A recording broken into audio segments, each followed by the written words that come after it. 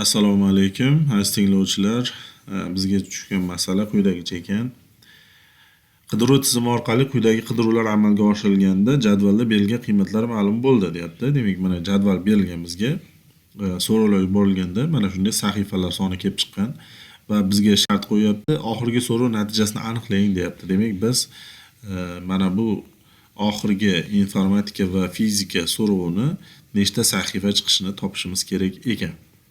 Buning uchun biz nima qilamiz? Kelinglar, har bitta fanda alohida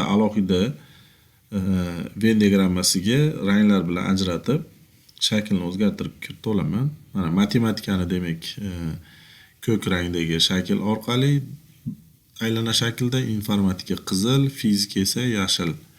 Va bularni kesishgan joylarini alfavit bo'yicha belgilab olaman. Ya'ni matematika bo'lsa demak M bilan, bu demak bizda informatika, bu fizika. Kesishgan joylarni ham mos ravishda harflab olamiz. A, B, S, D qilib belgilab olamiz. Mana shunday holatda. Hali endi bizga yuqoridagi berilganlar so'rovlar bo'yicha ma'lumotlarni yozib chiqaman. Demak, matematika va informatikani kesishgan joyi demak 274 ekan. Demak, mana matematika bo'ladigan bo'lsa, bu informatika. Demak, matematika bilan informatikani kesishgan joyi mana bu yer. Demak, bu A plus B bo'ladi. Demak, A plus B imiz nimaga teng ekan? 274 ga. Keyingisi informatika va qavsni ichini oldin ishlab olamiz. Matematika yoki fizika deyapti. Demak, matematika yoki fizika deyapti. Ularni informatika bilan kesishgan joyi, demak, matematika, fizika va informatikalar kesishgan joyi, demak, A, B, D bo'lar ekan. Buni ham yozib olaman. A plus B plus D barobar 467.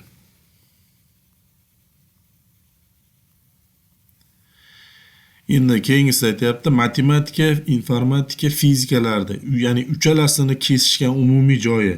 Demak, chizmadan qaraydigan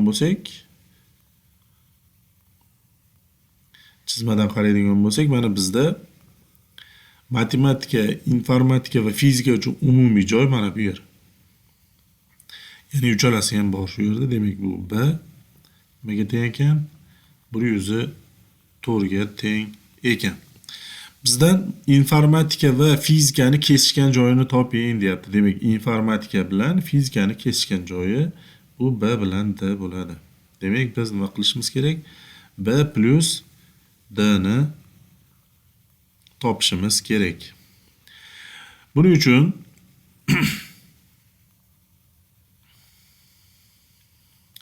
demak, mana A plus B, A plus B plus D 467 va B imiz 104 ligi mana aniq. Demak, topishimiz kerak B plus D ni. Endi biz mana bu berilgandan foydalanib, ya'ni B 104 ligidan foydalanib, buni biz nima qilamiz? Mana bu tenglikka olib kelib qo'yamiz.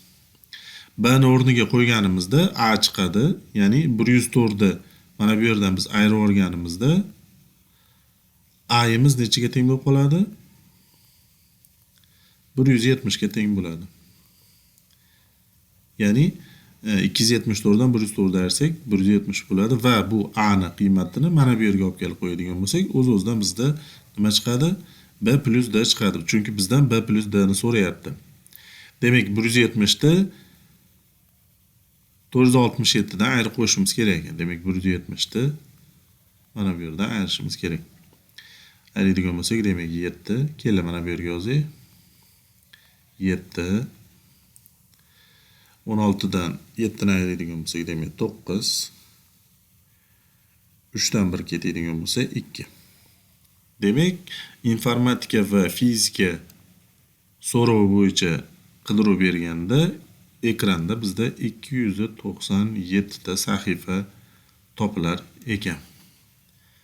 E'tiborlaringiz uchun rahmat. Xayr, salomat bo'linglar. kanalga obuna bo'lishni eslaridan chiqarmanglar.